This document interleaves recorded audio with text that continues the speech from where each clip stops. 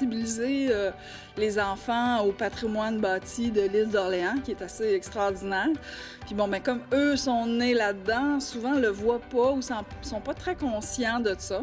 Donc, le fait de le mettre en valeur par un atelier où on explique un peu l'histoire des maisons, où on fabrique, où on monte une maquette de A à Z, ça les sensibilise. Puis, en fait, c'est un prétexte pour parler de patrimoine.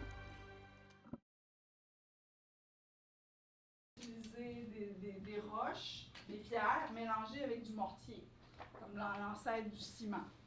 Les premiers colons qui sont arrivés ici vers 1650, les premières maisons qui ont été construites à l'île d'Orléans, c'était des Français qui venaient de régions de la Normandie, de la Bretagne. Fait qu'eux, ils ont amené leur tradition avec eux. Ils ont construit avec les méthodes de l'époque, puis même des méthodes qui venaient jusqu'au Moyen Âge.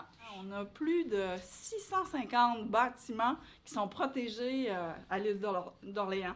En fait, c'est un site patrimonial qui est classé depuis plus de 50 ans. C'est une copie à l'identique. Il y a 150 morceaux. Donc, on monte toute la maquette avec les enfants de A à Z. Je leur explique le nom des pièces, le type d'assemblage, comment on fabriquait ces maisons-là au régime français, parce que ce modèle-ci, ça date du régime français. Parce qu'il y a la porte. Donc,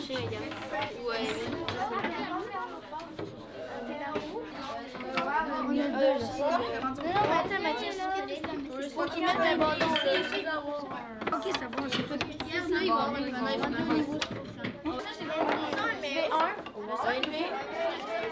Ben, j'ai trouvé ça drôle, monter le toit. Parce que nous, on montait cette partie-là, puis ça n'arrêtait pas de se défaire. C'était vraiment drôle.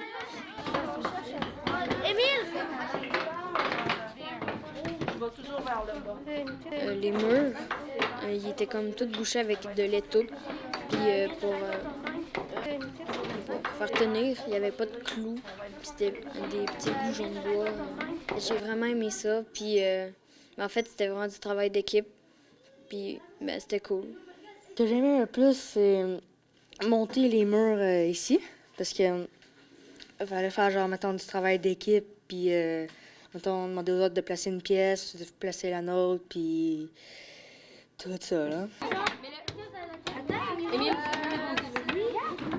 Ici, par contre, là, on a des numéros. Un numéro, c'est ce qu'on appelle les pannes. Ça, c'est les chevrons. Ça, c'est la poutre fêtière. Donc, ça, c'est la plus haute. Si ça tient, check, il va. Ah oui, on les met pas tout de suite parce que ça va rentrer dans l'autre. Oh, je suis là. Oui, oui.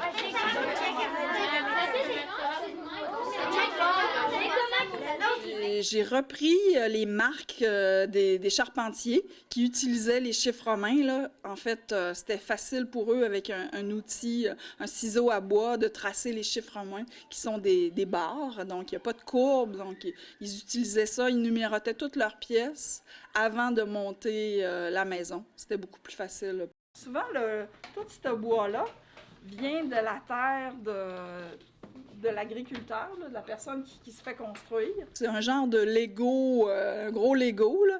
Donc, eux, ils sont dans l'action, ils trouvent ça amusant, c'est le jeu.